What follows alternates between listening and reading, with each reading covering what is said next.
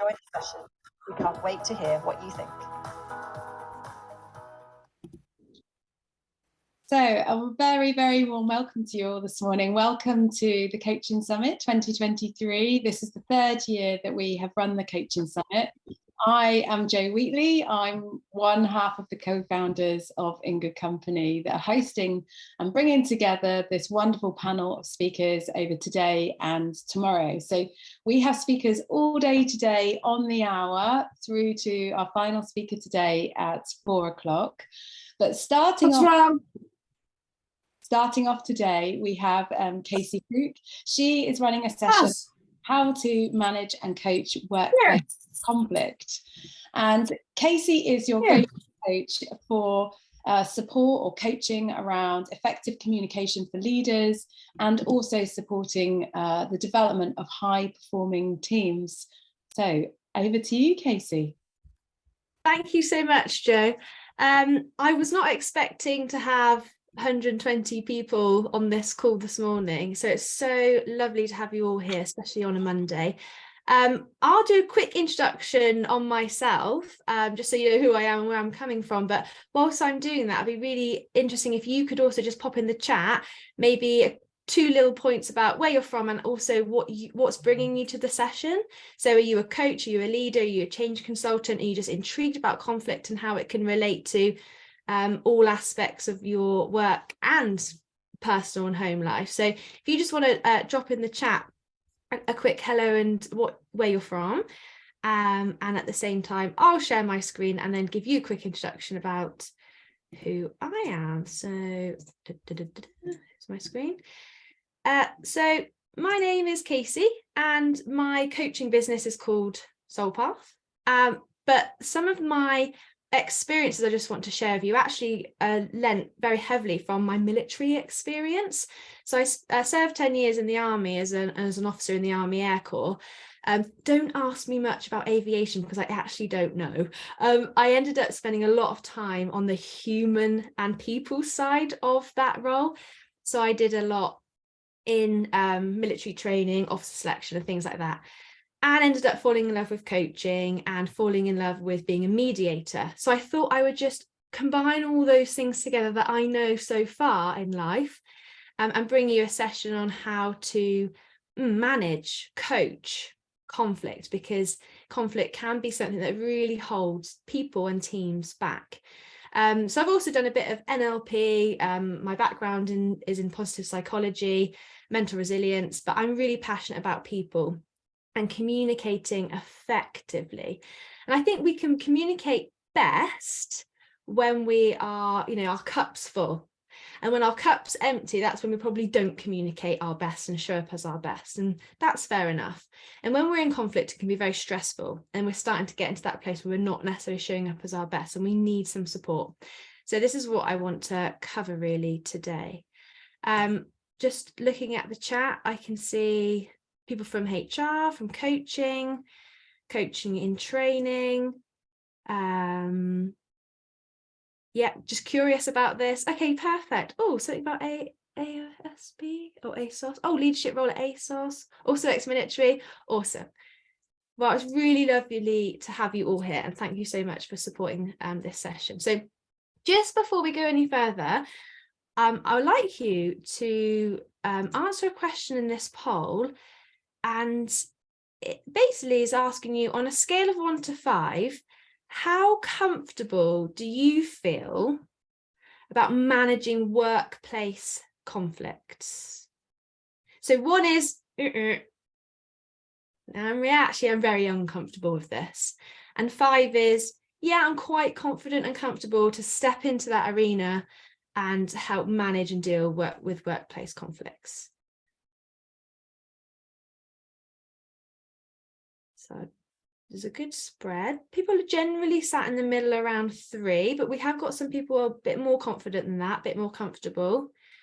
And then a few people that are saying, yeah, I am quite uncomfortable. Okay, so that's really useful. So we've got a spread. The majority is sitting at a 3. So, okay, that'll be great then if at the end of this session, whatever number you said you were at, if you could have moved up by 1 level of comfortability, for me, that would be a success for this session. So first of all, I really want to argue the case, I guess, for a proactive approach to workplace conflict, but to any conflict, really. And that's because without stepping in, it's a bit like an infected wound. I think it can only get worse and it can only end up festering. So if we don't have any support in that space, it can create misunderstandings. So if we go with the example of having two people in the misunderstanding, as soon as communication breaks down, it allows for mind reads, it allows for assumptions, and it allows us to play our own story and not necessarily be objective and neutral. Because don't forget, we've also got emotions that are playing into this as well, and we want to protect and defend ourselves a lot of the time. When we're in conflict, we tend to distort the truth, again, because we want to play into our own story. And we end up dehumanizing the other person. So we can play down what their needs might be, play down what their contribution might be. And we're now in a biased situation. As I mentioned, it can create an awful lot of stress and anxiety, and it will only build until this thing is resolved. We're then kind of carrying it around like a burden, like a log. And it can really start to erode the trust that we have working within that team or working with that person. The longer things are left as well, the more fixated we can become on what we believed to be the truth. And we really, again, forget what all the other pieces of information are, and we just focus and fixate on one thing. The more times we tell ourselves that story and repeat that story to other people, the more we start to believe it. So you can see we really become welded to the idea that this is the story, this is the truth, this is what happened. And it can affect the wider team. And once it goes beyond a point, it might have to move to a formal process. So what I am advocating is that where you can, looking at this pyramid, you start as soon as possible at the lowest level, which is to have a conversation. And we're going to go into some conversation techniques towards the end. But having that conversation early is that kind of nip it in the bud mentality, where we can still see the other person as another human. We still might be open-minded as to what went on. If as a leader and as a coach, you're now out of your skill zone, it might mean we need to move up to mediation or to bring somebody else in that has those skills.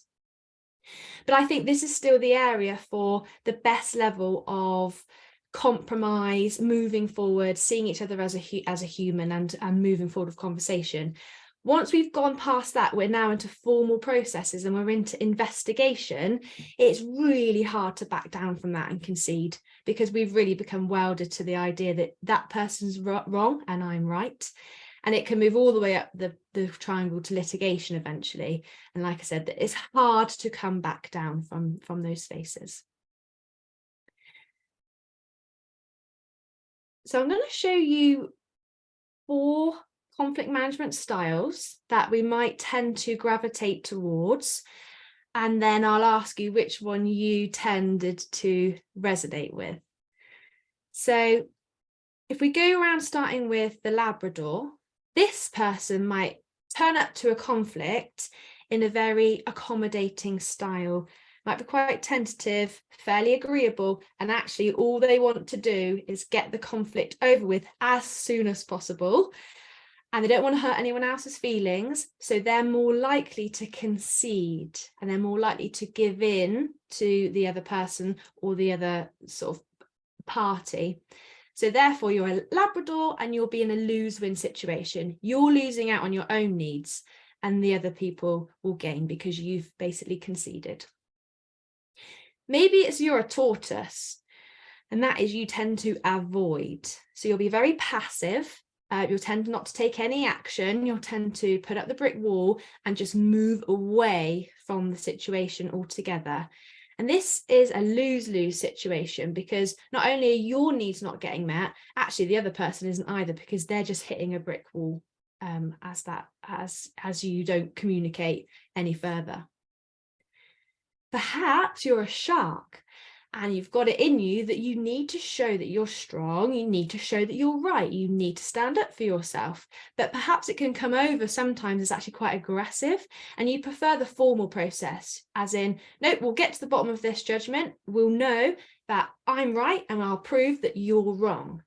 So this is a win-lose situation because you're not showing any movement within your own ideas. There's less open-mindedness in that situation, and you'll likely keep pushing until you can prove that you're right and the other person basically gives in or gives up.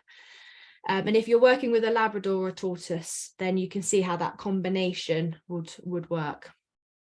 What we want to get to is a win-win situation.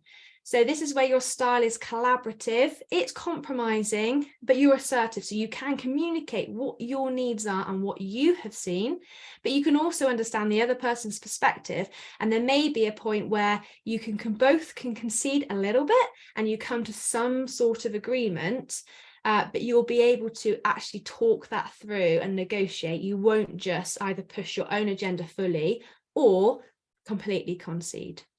So I'd like to ask you, which one of these kind of archetypes, I suppose, do you tend to resonate with?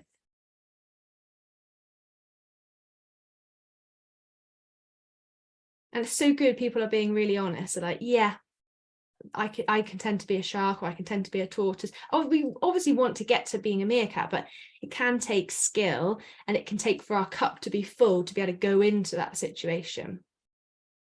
I know when I first looked at this, I was a Labrador. I was a people pleaser. I just wanted harmony. I just wanted the conflict to end, and whatever moved us through the icky conflict point, I was just willing to do to get it out the way. Great, so we've got almost half of you saying, actually, I'm a meerkat, which means I'm assertive, I can communicate my needs effectively. And some honest people there saying, yeah, okay, this is my communication style. So it's really useful to notice, firstly in ourselves, but also in the person that we might be helping as a coach or as a leader. What is their relationship with conflict? And that might be showing up now in the conflict that they're having, in the dispute that they're having, is this natural style. And it will all be based on how we've probably grown up with conflict and seen and managed conflict in the past. So thank you very much for doing that. Close that poll. So as we start to communicate with people who are in a place of conflict, what we'll often hear is then talking about the position that they're in. And we won't actually hear about their need. And what we want to do through conversation, as a leader taking a coaching approach, or as a coach, and you've probably done this in your coaching training anyway, is, well, what's the need underneath? What's the unmet need that is not being fulfilled? And that's what we want to really get to and understand. So I'll just run you through an example and see if you can kind of pick up this position moving to a need. So first of all, you might get to a person and say, right, how would you like to resolve this? And the first thing they're going to come up with is a position, which is, I have to have a new manager. Okay, that's a position. So what you want to do in this instance is acknowledge how their position is, but reframe it into potentially a need. So it sounds like you feel really frustrated and there's no future in the relationship from your perspective. Yeah, that's right. So you're hearing what they're saying, but you're bringing in a level of need and possible need behind it. So then you can ask sort of directly, so what do you need from your relationship with your manager? And now we get to the crux of it. So actually it's to get on with my work without constant hassle and to feel valued. Right, we've got the need, we've got the unmet need that's going on there. And then again, you can validate that and recognize it. So reflect it back. So what's important for you is that you feel less pressured and that you feel valued by your manager. Yes, that's right. So again, just by summarizing and reflecting, that person is now feeling valued and feeling heard. So it's just a really simple way to move from the position to the need, because we can't work with positions. Positions don't move us forward. What we want to get to is the human need underneath. And quite a lot of the time we can find ourselves in conflict because we don't have our needs met, or we have our values that are being compromised in some way, and perhaps they're clashing with somebody else. So we want to be able to move people into that space. In that process, we're going to come up against a number of communication styles. And you may have seen this before, especially as a leader or as a coach. You're probably quite aware of how people are showing up in their communication style. And again, we'll probably naturally tend to go to one of these, especially when our cup is empty. I think with training, with our kind of more professional hat on, we can often move into the assertive space, but it's when our resources are really low, we tend to then go to one of these other places. And that's why you need to support that person actually communicate effectively and communicate what they need. So somebody who's passive, a bit like the tortoise, they're just going to hide away. They're going to be indirect. They're going to be quite a closed wall. They're not going to take consideration of their own needs. They're not going to advocate or speak up for themselves. They're going to be quite passive in the situation. So this person really needs a lot of support to draw out what their needs are and give them a lot of support to actually talk and voice, because maybe this is difficult for them. Somebody who's passive aggressive, I personally find one of the most challenging to deal with, because they will say one thing but maybe do or say another. So somebody might say, yeah, I don't mind, but someone else might mind. So they're saying one thing but also saying another. It might be that they say one thing but their body language says the other. So it can be quite confusing. And so again, they're sort of subtly making things clear. Well, they're not, I would argue, making it clear, but they're subtly dropping in that they're not happy in some way. And you can probably pick that up. This person, again, needs to help seeing what they're doing and helping them get to voicing their needs in an assertive way, in an appropriate way. And then somebody who's aggressive, it's probably a lot more self-explanatory. It's quite overt. No, this is what I need. Attacking, blaming, controlling, and trying to put others down possibly to allow themselves to either feel good or rise to the occasion, or be right. And so I wonder if you can recognize in your own relationships or workplaces somebody who fits into each of these different categories. And then we get to the assertive. This is where we want to be, not always easy, but where we want to be, where we are being appropriately honest. So we're disclosing as much as is necessary to build a relationship with that person and let them know where we are and what we need. And it's quite direct, but it's also empathetic of the other person. So we are acknowledging that the other person also has the needs throughout this. So I'll just take a moment to stop sharing my screen and just pop in the chat if you have had an example of conflict and you've come up against somebody who is either passive aggressive, or aggressive, and just drop that in the chat, not necessarily the whole situation, but what style did you find the most combative, or what style did you find the most challenging to deal with?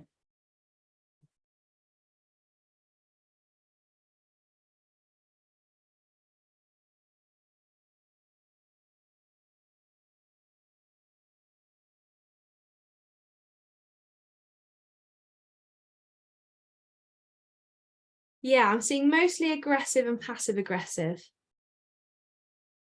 And again, it'll kind of depend on our own conflict style and our own approaches. But I resonate that if someone's being aggressive, I find it quite easy to say, you're being too much here. But when someone's passive aggressive, I personally find it quite hard, because you're just not quite sure where you stand with that person. Yeah, finding the right questions. And again, will they continue with that kind of passive aggressive demeanor? Yeah, so it can be really challenging. Cool, great, thank you. So what we're going to do is go on to some ways that we can voice and express ourselves in a more assertive style. So as a leader, as a coach, what you want to be doing is offering people almost an equal level of support and challenge. So if we can, as a team or as a relationship between two people, become too supportive, we end up in cozy club, because we're all just patting each other on the back, saying well done to each other's faces, but actually behind the scenes, none of our needs are getting met because none of us can voice up.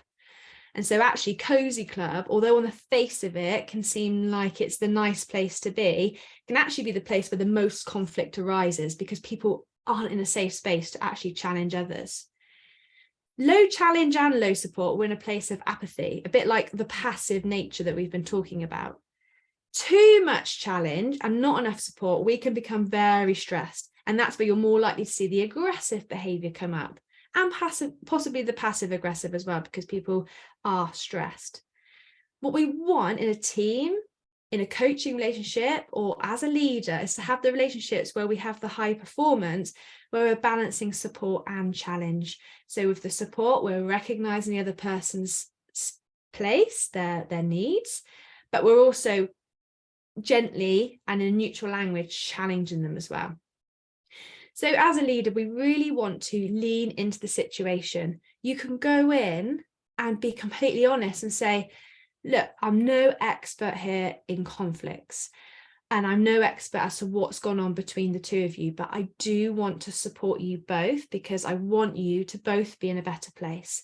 I'm not taking sides, but I do want to hear what's going on for you. So don't run away from it.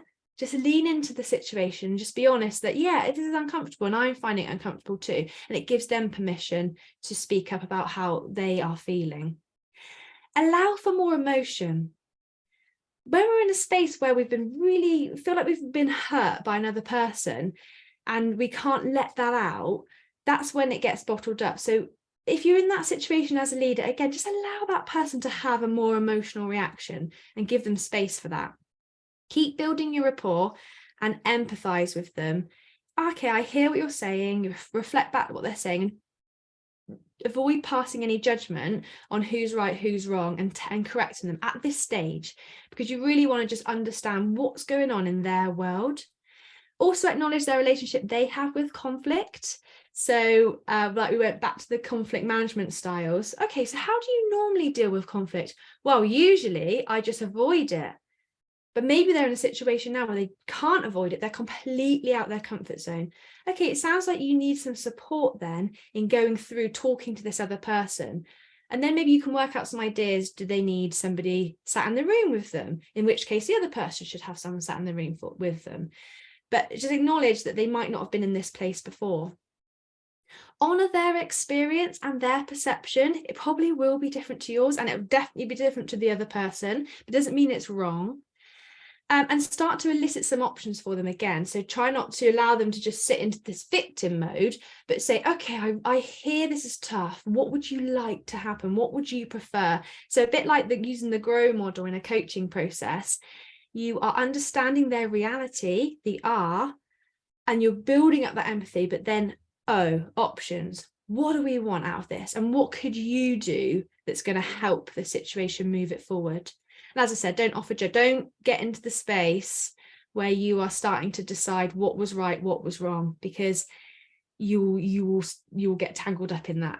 And if that is going to be your role, then find someone else to do this initial part and stay out of it so that it's very clear cut. And lastly, what I just want to give to you as a tool is these conversation frameworks. The first one is we very often say when we're discussing with other people, this is not even if you're a coach or leader helping other people, this is us having a conversation with other people. We very often say, yes, but, and then we say our part. What that does, that but, is it kind of invalidates what has just been said by the other person. If you can change the yes, but into a yes, and, it feels so much less defensive. So I invite you to try this later on. I'm sure there'll be a conversation at some point today where you can say yes and instead of yes but, and just see how it feels different. Then the next framework of conversation I've given you here is if you want to feed back to somebody what's been going on. So first of all, it's talking about the situation. So the situation, and I actually used this morning actually. So the situation is when we were having a conversation and we were just kind of sat together, the behaviour was that out of nowhere you picked up your phone and started looking at your phone. So you've basically outlined what you have seen. Then you want to pause because the person might have a valid reason there and then that's going to change what you're going to say underneath. They might say, yeah, because I saw a text come through from my mum and I know she's unwell at the moment. Okay, fair, that's fair enough. And that changes now how I feel about things. But let's say they're just going on Instagram or something. Okay, pause, give them the option. Then you can say the impact. So the impact it had on you. So the impact was it made me feel like it made me feel rejected from the conversation and that I was no longer important or valued in the conversation. And next time I'd prefer that we closed the conversation and then you looked at your phone. So what I'm not saying is you're rude, you shouldn't be looking at your phone. You're actually giving the whole situation from your perspective and how you felt, and you're passing no judgment or putting anything onto the other person. You're not calling them rude, you're not calling them selfish. You're just saying, I felt hurt, I felt rejected. And another way of doing this is a very similar framework. What's a bit nicer about this one is that it has the acronym of DESC, D-E-S-C. It's a very similar thing. So you can describe in neutral language what you're seeing, and then again, explain the effect of the behaviour on you. Give a pause to allow that person to perhaps give the reason that they did that, show the understanding, and then communicate your request. So I'll give you an example. Describe in neutral language. So when you come to my desk, you often stand over my desk and you lean forward. And when you lean forward, I feel quite intimidated and I feel like it's putting me in a lower position. Pause, see what they say. Oh my goodness, I had no understanding that I did that to you and I'm sorry. Or they'll just listen in a bit longer, say, so I know you're just coming over to give me some direction and some work, but what I prefer next time is maybe you can invite me to come over to a different area and let's have a conversation over there. Or you can give me some warning and allow me the space to stand up. So this is how we want to be able to build our assertive language style.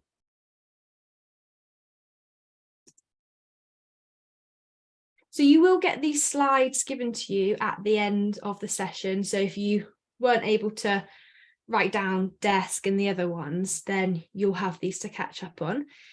So that's everything I wanted to share with you this morning about conflict and how to manage it, and also how to step in as a leader. And if you are interested in this topic further, then a few of the things that I do and I have going on is I have personal one-to-one coaching. So this is in the leadership and career change space. I also work with high-performing teams. So again, those sorts of workshops, we look at how we can communicate, how we can build support and challenge, give honest feedback, and build that rapport. And then I also have a leadership pathway audit. This is very interesting because this, as a leader, allows you to get feedback on how your team see you and how your team feel about your leadership. And it gives you a starting point then to be able to then either work on certain areas with a coach, with other consultants, to improve your leadership. So if you feel serious about how your team are impacted, this is a good starting tool. But yeah, so my website is thesoulpath.co.uk, and I'm also on social media, Instagram and Facebook at the Soul Path Coach. So what I'll do is I'll stop sharing my screen and then I'll just open up open up the floor for questions. I'll take them from the chat. Yeah, I think that's probably the easiest way to do it. So we've got about 10 minutes. If you have any questions on any of that, just pop it in the chat and then I will do my best to answer. I guess the first question back to you is, did you move up one space from your level of comfortability and move up the chart at least one space? And that would be great if you have. Oh, good. Somebody has. Lorenzo, thank you. Question, should you wait to be invited into an environment of conflict or intervene?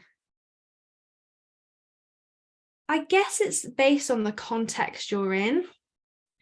I think the context I was coming from is if you have responsibility for a team and you're the leader, I don't think there's any excuse not to lean in, take the lead and have those conversations, not necessarily with everyone involved, but individually.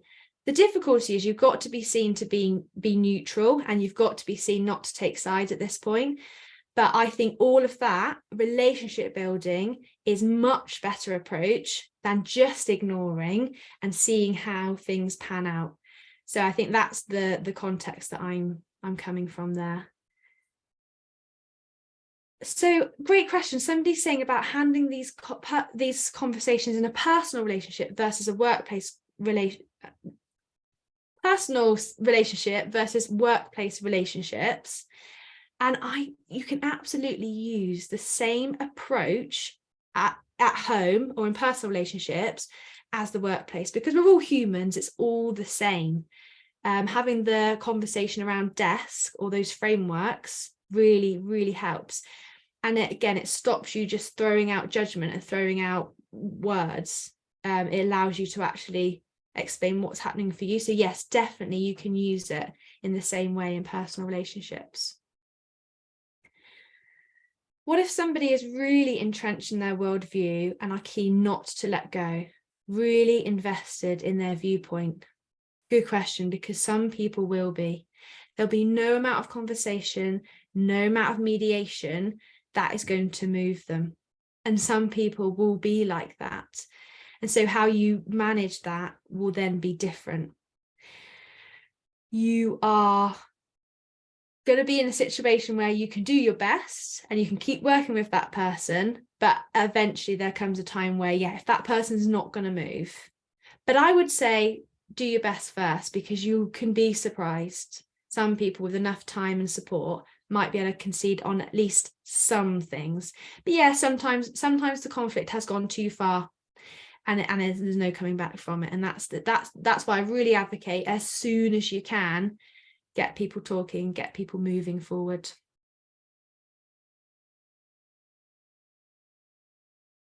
Are there any good tips for helping people move between the conflict styles towards meerkats? I would say show them this and show them how, by not moving into the more assertive place where you're being open-minded and you're giving your own needs as well, how there's not much alternative to have a win-win situation. It's like all the other combinations, there's a lose somewhere, but here we have the win-win. So it's going to be the tools to be able to speak up. It's going to be a lot of support for some people. They're going to need a lot of support, and then it is practice. And I also hopefully keep re-emphasizing is that throughout the conflict, your energy levels are going to drain, your stress is going to go up, you're not going to be in a giving place. So that's why you need a lot of support, because when you are stressed, you're not going to be a meerkat and be as assertive. You're going to drop into probably one of the others. So having a lot of support is going to be useful in the conflict. But a lot of it is just practice. If your gut is telling you that the person is being passive aggressive, but they are denying it, how do you handle the situation? That is a good question. If your gut is telling you the person is being passive aggressive, they very likely are, because you're reading two things or you're seeing two things. There's an incongruence, there's a disconnect. that person might not even notice in themselves, or they have been in this pattern of behavior and pattern of communication for a very long time. How do you handle the situation is always stay true to your needs, and always stay true to, if you need to walk away, then you need to have that break and walk away. But I would keep doing my best to move into the assertive space. So you can say, I am seeing, I am noticing, I'm observing that you're saying you don't mind, but that someone else might. I'm interpreting that there's a possibility that you actually do mind, but you're not sure how to say it. And then they might keep denying it, they might keep denying it, and you can keep pressing with that way of communication. And then if you hit a dead end again, I think it's time to have a break and move forward. But yeah, raising other people's awareness as to how they're behaving is an interesting thing to do. Like, even for example, yesterday, I was talking to my friend at a barbecue, and her daughter stepped right in between us and then started having a conversation with me. And I just said to her, I've just noticed that you've completely blocked your mum and just started engaging with us, which completely closed down our conversation. If you're happy, we'll continue our conversation and I'll come to you in 5 minutes. How's that? So again, it's just telling people what you're observing and what you're noticing. So I think I'll close it there, and I'll hand back over to Shelley. I just want to say a massive thank you to all of you who have come along and for all your questions and all your interaction. And yeah, I really hope that at least one thing out of this morning has been useful. And good luck to all the other speakers. And hope you get more out of the next 2 days, because there's loads of amazing speakers coming up. So thank you all, and I'll hand over to Shelley. Oh, thank you so much, Casey. That was brilliant. I really appreciate you coming on this morning like you did. It was a fantastic session, as I'm sure everybody is aware. So I'm just going to stop recording now. Thank you.